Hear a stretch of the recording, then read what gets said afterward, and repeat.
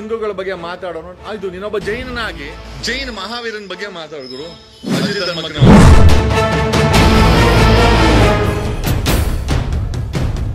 ಒಬ್ಬ ಜೈನ್ ಆಗಿ ಅನ್ಯ ಧರ್ಮದವ್ರನ್ನ ಎತ್ಕಟ್ಟಿ ಮಜಾ ತಗೊಳ್ಳೋಂತ ನೀನು ನಿಜವಾಗ್ಲೂ ನಿರೂಪಕನ? ನಿಮ್ಮ ತಲೆಗಳಲ್ಲಿ ಅವನ್ ಮಾತ್ರ ನಂಬ್ಕೊಂಡು ಗಲಾಟೆ ಮಾಡುವಂತವ್ರು ನಿಮ್ ತಲೆಯಲ್ಲಿ ಸಗಣಿ ಇದೆಯಾ? ಯೋಚನೆ ಮಾಡ್ಕೊಳ್ಳಿ. ಅಜಿತ್ ಹನುಮಕ್ಕನವ್ರು, ನೀನೊಬ್ಬ ಜೈನ್ ಆಗಿ ನಮ್ಮ ಹಿಂದೂಗಳನ್ನ ಯಾಕೆ ಎತ್ತಿ ಕಟ್ತೀಯಾ? ಮಂಜುನಾಥನಿಗೆ ಅಭಿಷೇಕ ಮಾಡೋದನ್ನ ಯಾರಾದ್ರೂ ನೋಡಿದ್ರ? ಶಿವನ ಆರಾಧಕರಲ್ಲ, ಅವರು ಮಹಾವೀರನ ಆರಾಧಕರು. ಕಾರಣ ಯಾಕೆ ಅಂತ, ಜೈನ್ ಧರ್ಮಸ್ಥಳದಲ್ಲಿ ಮಂಜುನಾಥ ಇದ್ರು ಕೂಡ ಅಲ್ಲಿ ಬಾಹುಬಲಿಯನ್ನ ಯಾಕೆ ನಿಲ್ಸಿದ್ದಾರೆ ಅಂತ.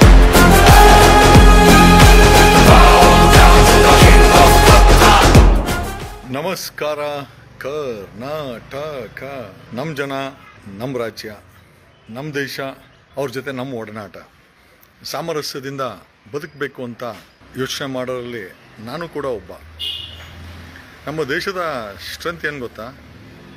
30,000 ಭಾಷೆ, 3,000ಕ್ಕೂ ಹೆಚ್ಚು ಧರ್ಮಗಳು, ಧರ್ಮನೇ ಇಲ್ಲ ಅಂತಿರುವಂಥ ಸಮುದಾಯಗಳು,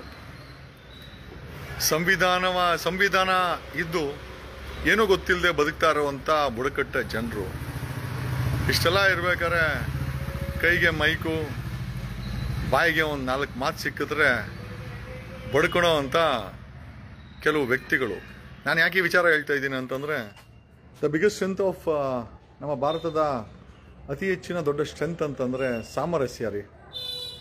ನಾನು ಬೇರೆ ಜಾತಿ ಇರ್ಬೋದು, ಬೇರೆಯವ್ರು ಬೇರೆ ಜಾತಿ ಇರ್ಬೋದು, ಇನ್ನೊಂದು ಧರ್ಮನೇ ಇರ್ಬೋದು. ಫಾರ್ ಎಕ್ಸಾಂಪಲ್ ಮುಸ್ಲಿಮ್ಸರು ಅಂದ್ಕೊಳೋಣ, ನಾವೆಲ್ಲ ಒಟ್ಟಾಗಿ ಈ ಒಂದು ನಿಟ್ಟಿನಲ್ಲಿ ಕೆಲಸ ಮಾಡ್ತಾ ಇದ್ದೀವಲ್ಲ, ಅದೇ ನಮ್ಮ ದೇಶದ ಸ್ಟ್ರೆಂತು, ನಮ್ಮ ಸ್ಟ್ರೆಂತೇ ಅದು. ಬಟ್ ಈ ಫಂಡಮೆಂಟಲ್ ಡ್ಯೂಟೀಸ್ ಏನು ಹೇಳುತ್ತೆ ಅಂತಂದರೆ, ಸಂವಿಧಾನದ ಫಂಡಮೆಂಟಲ್ ಡ್ಯೂಟೀಸು, ಸಾಂವಿಧಾನಿಕ ಜವಾಬ್ದಾರಿ ಏನು ಅಂತಂದರೆ, ಯಾರೂ ಅಷ್ಟೇ 2 ಜಾತಿ ಧರ್ಮಗಳ ಬಗ್ಗೆ ಒಡಕನ್ನ ಹುಟ್ಟಿ ಸಮಾಜದಲ್ಲಿ ಒಡಕನ್ನ ಉಂಟು ಮಾಡ್ತಾರೆ, ಅವರ ವಿರುದ್ಧ ಕ್ರಮ ಆಗಬೇಕು. ಫಂಡಮೆಂಟಲ್ ಡ್ಯೂಟೀಸ್ ಅಂತ ನಾವು ಯಾರು ಕೂಡ ಮನೆಯಿಂದ ಹೊರಗಡೆ ಬಂದಾಗ ಜಾತಿ ಧರ್ಮದ ಬಗ್ಗೆ ಡಿಸ್ಕಸ್ ಮಾಡಬಾರ್ದು. ಬಟ್ ಇವತ್ತಿನ ರಾಜಕೀಯ ನಡೀತಾ ಇರುತ್ತೆ ಜಾತಿ ಧರ್ಮದಲ್ಲಿ, ಅದಕ್ಕೆ ಆ್ಯಂಕರ್ಗಳೇನು ಹೊರ್ತೇನಲ್ಲ. ಇಲ್ಲಿ ನೀವೆಲ್ಲ ಹಿಂದೂಗಳು ಅಂತೇಳಿ ಬಡ್ಕೊಂತೀರಲ್ಲ, ಅಂದರೆ ನಾನು ಹೇಳ್ತಿರೋದು ನಿಜವಾದ ಹಿಂದೂಗಳು ಯಾರು ಬಡ್ಕೊಳಲ್ಲ, ನಮ್ಮಂಗೆ ಸೈಲೆಂಟ್ ಆಗಿರ್ತಾರೆ. ನೀವು ಕೂಡ ನಿಜವಾದಂಥ ಸನಾತನ ಹಿಂದೂಗಳೆಲ್ಲ ಸೈಲೆಂಟ್ ಆಗಿದ್ದೀರ. ಒಂದು ಸ್ಪಷ್ಟವಾಗಿ ನಿಮಗೆಲ್ಲ ಅರ್ಥ ಆಗ್ಬೇಕಾದ್ರೆ ಏನಂತಂದರೆ, ಧರ್ಮಸ್ಥಳ ಮಂಜುನಾಥ ಏನಿದ್ದಾರೆ ಅಲ್ಲಿ ನಾವು ಪೂಜೆ ಮಾಡಿ ನಾವು ಹುಂಡಿಗೆಲ್ಲ ದುಡ್ಡು ಹಾಕ್ತೀವಿ. ನಾನು ಅಷ್ಟೇ, ನಮ್ಮಪ್ಪ ಸ್ಟೇಟ್ ಬ್ಯಾಂಕ್ ಆಫ್ ಇಂಡಿಯಾದಲ್ಲಿ ಕೆಲಸ ಮಾಡೋರು. ಪ್ರತಿ ವರ್ಷ LTC ಕೊಡೋರು, ಅಂದರೆ ಟೂರ್ಗೆ ಹೋಗ್ಲಿಕ್ಕೆ ಕೊಡೋರು. ನಮ್ಮಪ್ಪ ಹೆಚ್ಚು ಕಮ್ಮಿ 20 ವರ್ಷ ಧರ್ಮಸ್ಥಳ ಬಿಟ್ಟರೆ ಇವನ್ ಮಂಗಳೂರು ಕೂಡ ಕರ್ಣೋಗಿಲ್ಲ. ಯಾಕೆಂದರೆ ಅವ್ರ ಹತ್ರ ಇದ್ದಿದ್ದ ಬಡ್ಜೆಟ್ಗೆ ಅಲ್ಲಿ ಹೋಗಿ ನಮ್ಮಪ್ಪ 150 ರೂಪಾಯಿ ಪೂಜೆ ಮಾಡಿಸೋರು. ನಂಗೆ ಇವಾಗಲೂ ಜ್ಞಾಪಕ ಇದೆ, ಒಂದು 25-30 ವರ್ಷಗಳ ಹಿಂದೆ 150 ರೂಪಾಯಿ ತುಂಬ ದೊಡ್ಡ ಅಮೌಂಟು. 150 ರೂಪಾಯಿ ಪೂಜೆ ಮಾಡಿಸೋರು. ನಾವು ಫಸ್ಟ್ ಏನು ಮಾಡ್ತಾ ಇದ್ವಿ ಅಂತಂದರೆ, ಧರ್ಮಸ್ಥಳದಲ್ಲಿ ಫಸ್ಟ್ ನಮ್ಮ ಅಪ್ಪನ ಕರ್ಕೊಂಡು, ನಮ್ಮಪ್ಪ ನಾರಾಯಣಸ್ವಾಮಿ ಅಂತ, ಫಸ್ಟ್ ನಮ್ಮಪ್ಪನ 3 ಜನ ಮಕ್ಕಳು ಕೈ ಹಿಡ್ಕೊಂಡು ಹೋಗಿ ಫಸ್ಟು ನಮ್ಗೆ ಮಂಡ್ಯ ಓಡಿಸೋನಿರಿ. ನಮ್ಮಪ್ಪ ಬೆಳಿಗ್ಗೆ 6 ಗಂಟೆಗೆ ಹೋಗಿ ಅಲ್ಲಿ ಮಂಡ್ಯ ಟಿಕೆಟು, ಅಲ್ಲಿ ದೇವಸ್ಥಾನದ ಬಾಗಿಲಲ್ಲಿ ಮಂಡ್ಯ ಟಿಕೆಟ್ ತಗೊಂಬಂದು, ಏನು ಸಾವಿರಾರು ಜನ ಇರೋರು ಶೋ ಮಾಡಿಸ್ಕೊಂಡು, ನಮ್ಗೆ ಅದೇನೋ ಖುಷಿ. ಧರ್ಮಸ್ಥಳದಲ್ಲಿ ಗುಂಡು ಹೊಡಿಸ್ಕೊಂಡ್ರೆ ಒಂದು ಖುಷಿ. ನಾನಂತೂ ಹೆಚ್ಚು ಕಮ್ಮಿ 18-20 ವರ್ಷ ಗುಂಡು ಹೊಡಿಸ್ಕೊಂಡಿದ್ದೆ, ನಮ್ಮ ತಮ್ಮಂದ್ರು ಹೊಡಿಸ್ಕೊಂಡಿದ್ದಾರೆ. This is what the believe what we carried. ಅಲ್ಲಿ ನಾವು ಗಲೀಜ್ ಬಿಸಾಕಕ್ಕೂ ಕೂಡ ಭಯ ಬೀಳ್ತಾ ಇದೆ. ಏನಕ್ಕೆ ಅಂತಂದರೆ, ಧರ್ಮಸ್ಥಳ ಅಂತಂದರೆ ಅದೊಂದು ನಂಬಿಕೆ ಇದೆ. ಇವತ್ತು ಕೂಡ ಭಾವನೆ ಹೊಡೆದಿಲ್ಲ ನಮಗೆ. ಮಂಜುನಾಥನ ಬಗ್ಗೆ ಇವತ್ತು ಕೂಡ ನಮಗೆ ಆ ಭಾವನೆ ಹೊಡೆದಿಲ್ಲ. ಬಟ್ ಅಲ್ಲಿ ನಡೆದಿರೋಂಥ ಕೊಲೆಗಳ ಬಗ್ಗೆ ನಮ್ಮ ಪ್ರಶ್ನೆ ಆಗಿದೆ. ನಾನು ಈ ಕಾರ್ಯಕ್ರಮದ ಮುಖಾಂತರ ಒಬ್ಬ TV ನಿರೂಪಕ ಅಜಿತ್ ಹನುಮಕ್ಕನವರಿಗೆ ಒಂದು ಪ್ರಶ್ನೆ ಮಾಡ್ತೀನಿ. ದಿಸ್ ಎಂಟೈರ್ ಎಪಿಸೋಡ್, ಈ ಒಂದು ವಿಡಿಯೋ ಅಜಿತ್ ಹನುಮಕ್ಕನವರ ಹಬ್ಬ ಅಂತ ಹೇಳ್ಕೊಳೋ ಅಂತ ಒಬ್ಬ ನಿರೂಪಕರಿಗೆ ನಾನು ಜೈನ ಧರ್ಮದ ಬಗ್ಗೆ ನಾನು ಮಾತಾಡೋಕೆ ಹೋಗಲ್ಲ. ಕಾರಣ ಯಾಕೆ ಅಂತಂದರೆ, ಈಗ ನೋಡಿ, ಧರ್ಮಸ್ಥಳವನ್ನು ಆಡಳಿತ ಮಾಡ್ತಾ ಇರೋದು, ನೀವೆಲ್ಲ ಪೂಜೆ ಮಾಡ್ತಾ ಇರೋದು ಅನ್ಕೊಂತೀರಾ. ಪೂಜೆ ಮಾಡೋದಕ್ಕೂ ಆಡಳಿತ ಮಾಡೋದಕ್ಕೂ ಬೇಜಾನ್ ಡಿಫ್ರೆನ್ಸ್ ಇದೆ. ಧರ್ಮಸ್ಥಳದಲ್ಲಿ ಪೂಜೆ ಮಾಡ್ತಾ ಇರೋರು ಮೋಸ್ಟ್ಲಿ ಹಿಂದೂಗಳೇ ಇರಬೇಕು, ಬೇರೆ ಯಾರೂ ಅಲ್ಲ. ಯಾಕಂದರೆ ಜೈನರು ಮಹಾವೀರನ ಭಕ್ತರು. ಇವತ್ತು ಧರ್ಮಸ್ಥಳದಲ್ಲಿ ಆಡಳಿತ ಮಾಡ್ತಾ ಇರೋವಂಥ ಕುಟುಂಬ ಏನಿದೆಯಲ್ಲ, ಅದು ಆಡಳಿತ ಮಾಡ್ತಾ ಇದೆ, ಪೂಜೆ ಮಾಡಿಲ್ಲ. ಫಾರ್ ಎಕ್ಸಾಂಪಲ್ ವೀರೇಂದ್ರ ಹೆಗ್ಡೆ ಮಹಾವೀರನ ನಂಬಿರೋದು, ಅದಕ್ಕೋಸ್ಕರನೇ ಧರ್ಮಸ್ಥಳದಲ್ಲಿ ಮಂಜುನಾಥ ಇದ್ರೂ ಕೂಡ ಅಲ್ಲಿ ಬಾಹುಬಲಿಯನ್ನ, ಅಷ್ಟು ದೊಡ್ಡ ಬಾಹುಬಲಿಯನ್ನ ಯಾಕೆ ನಿಲ್ಲಿಸಿದ್ದಾರೆ ಅಂತಂದ್ರೆ, ಜೈನ ಕುಟುಂಬದವರು ಆ ಧರ್ಮಸ್ಥಳದಲ್ಲಿ ಆಡಳಿತವನ್ನ ಮಾಡ್ತಾ ಇದ್ದಾರೆ. ಪೂಜೆ ಮಾಡೋದು ಬೇರೆ, ಆಡಳಿತ ಮಾಡೋದು ಬೇರೆ. ಮಂಜುನಾಥನಿಗೆ ನನ್ನ ಒಂದು ಸಣ್ಣ ಪ್ರಶ್ನೆ, ವೀರೇಂದ್ರ ಹೆಗಡೆ ಅವರ ಕುಟುಂಬ ಮಂಜುನಾಥನಿಗೆ ಅಭಿಷೇಕ ಮಾಡೋದನ್ನ ನೀವು ಯಾರಾದ್ರೂ ನೋಡಿದ್ದೀರಾ? ಕೈ ಮುಕ್ಕೊಂಡು ನಿಂತ್ಕೊಂತಾರೆ ಹೊರತು ಅವರು ಎಲ್ಲೂ ಕೂಡ ಶಿವನ ಆರಾಧಕರಲ್ಲ, ಅವರು ಮಹಾವೀರನ ಆರಾಧಕರು. ಕಾರಣ ಯಾಕೆ ಅಂತಂದ್ರೆ ಅವ್ರು ಜೈನರು. ಆ ಧರ್ಮಸ್ಥಳದ ಆಡಳಿತವನ್ನ ಮಾಡ್ತಾ ಇದ್ದಾರೆ ಹೊರತು ಪೂಜೆನ ಮಾಡ್ತಾ ಇಲ್ಲ. ಪೂಜೆನ ಮಾಡ್ತಾ ಇರೋ ಮತ್ತೊಮ್ಮೆ ನನಗನ್ಸಿದ್ದೇನೋ ಅಂತಂದ್ರೆ I think it might be a Hindu. ಜೈನರಂತೂ ಅದಕ್ಕೆ ಪೂಜೆ ಮಾಡ್ತಾ ಇಲ್ಲ.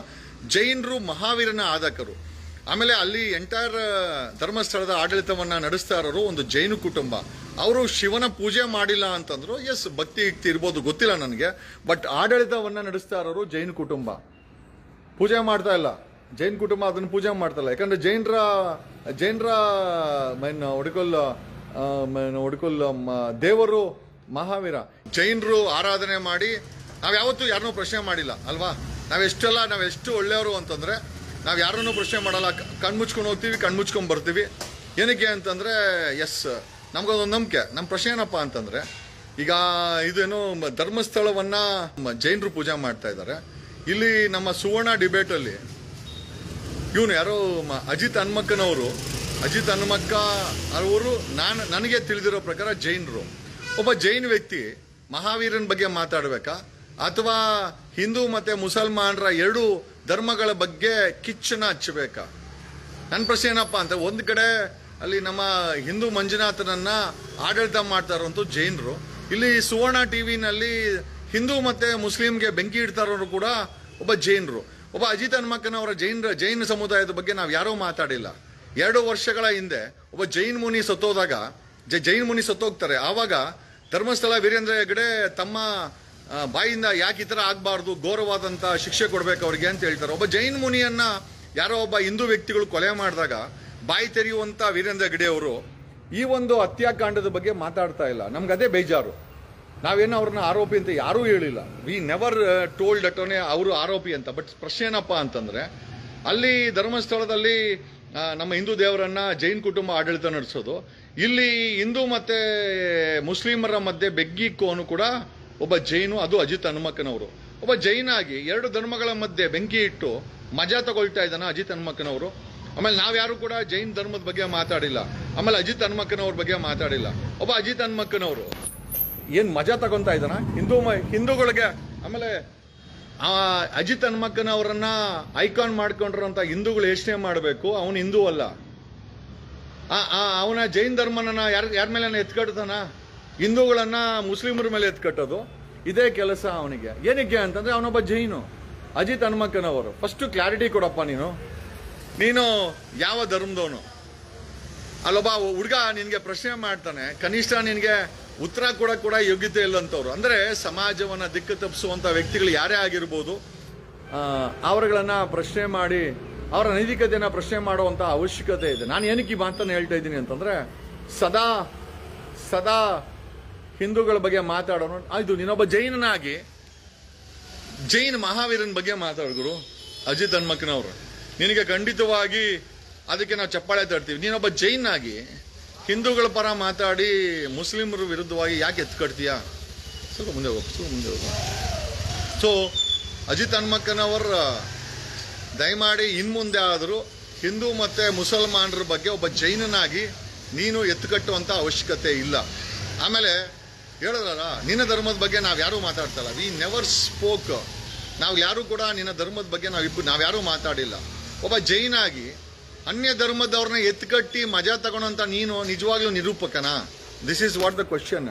ಆಮೇಲೆ how are you connected with Hinduism? Hindu ವ್ಯಕ್ತಿಗಳು, ಹಿಂದೂ ಧರ್ಮದವರನ್ನ ಮುಸ್ಲಿಂ ಅವರ ಮೇಲೆ ಎತ್ಕಟ್ಟಿ ಒಬ್ಬ ಜೈನನಾಗಿ ಮಜಾ ತಗೊಂತಾ ಇದೆಯಾ ಅಜಿತ್ ಹನುಮಕ್ಕನವರ್? ಸ್ಪಷ್ಟೀಕರಣ ನೀಡಬೇಕು. ಆಮೇಲೆ ನಿನ್ ಯಾವ ಧರ್ಮ ಅಂತ ಹೇಳಲಿಕ್ಕೆ ಭಯ ಅಂತಂದ್ರೆ ನಾನೊಬ್ಬ ಜೈನ್ ಅಂತ ಹೇಳಪ್ಪ, ಏನ್ ತಪ್ಪೇನಿದೆ? ಜೈನರು ಧರ್ಮಸ್ಥಳದ ಹಿಂದೂ ದೇವರನ್ನೇ ಆಡಳಿತ ಮಾಡ್ತಾ ಇದ್ದಾರೆ, ಪೂಜೆ ಮಾಡ್ತಾ ಇಲ್ಲ.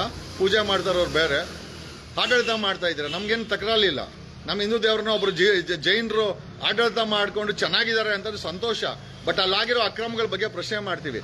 ಕರ್ನಾಟಕದಲ್ಲಿ ಒಬ್ಬ ಅಜಿತ್ ಹನುಮಕ್ಕನ ಒಬ್ಬ ಜೈನ್ ಧರ್ಮಕ್ಕೆ ಸೇರಿದವನಾಗಿ ಹಿಂದೂ ಮತ್ತೆ ಮುಸ್ಲಿಮರನ್ನ ಹಿಂದೂಗಳನ್ನ ಮುಸ್ಲಿಂ ಮೇಲೆ ಎತ್ಕಟ್ಟುವಂತ ಕೆಲಸ ಒಬ್ಬ ಜೈನ್ ಮಾಡ್ತಾ ಇದ್ದಾನಂತಂದ್ರೆ ನಿಮ್ಮ ತಲೆಗಳಲ್ಲಿ ಅವನ ಮಾತನ್ನು ನಂಬ್ಕೊಂಡು ಗಲಾಟೆ ಮಾಡೋವಂಥವ್ರು ನಿಮ್ಮ ತಲೆಯಲ್ಲಿ ಏನು ಸಗಣಿ ಇದೆಯಾ ಯೋಚನೆ ಮಾಡ್ಕೊಳ್ಳಿ.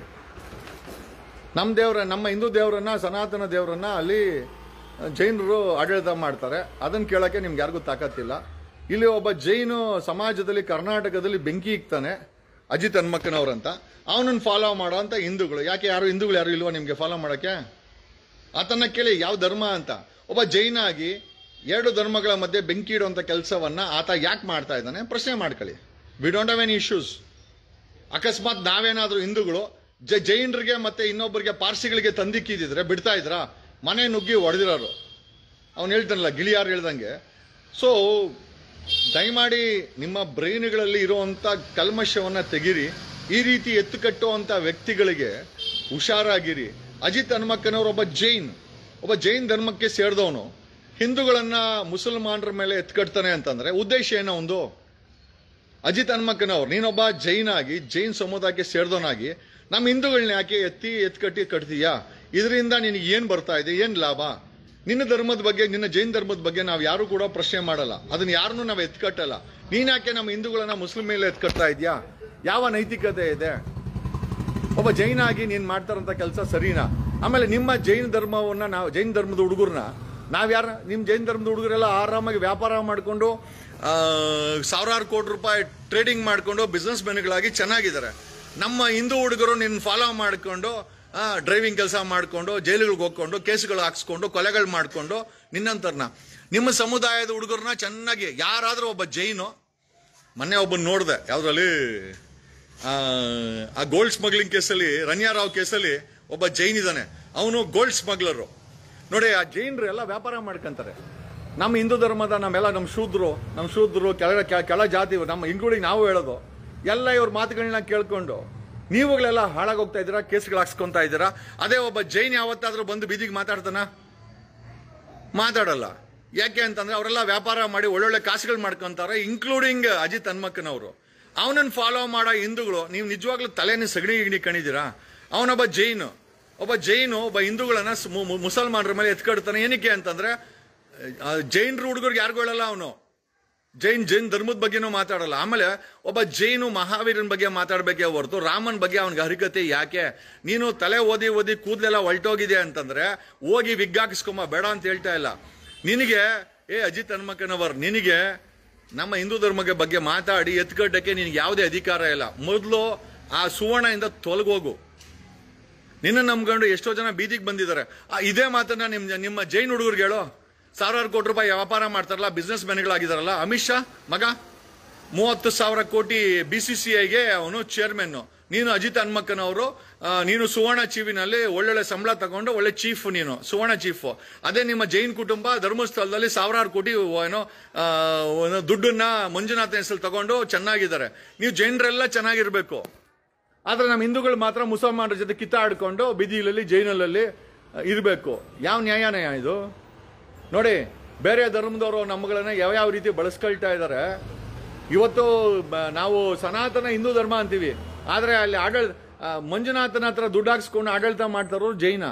ಇವತ್ತು ಕರ್ನಾಟಕದಲ್ಲಿ ಹಿಂದೂಗಳನ್ನ ಎತ್ಕಡ್ತಾ ಇರೋದು ಮುಸಲ್ಮಾನರ ಮೇಲೆ ಸುವರ್ಣ ಟಿವಿ ಅಜಿತ್ ಹನುಮಕ್ಕನವರು ಅಂತ ಒಬ್ಬ ಜೈನ.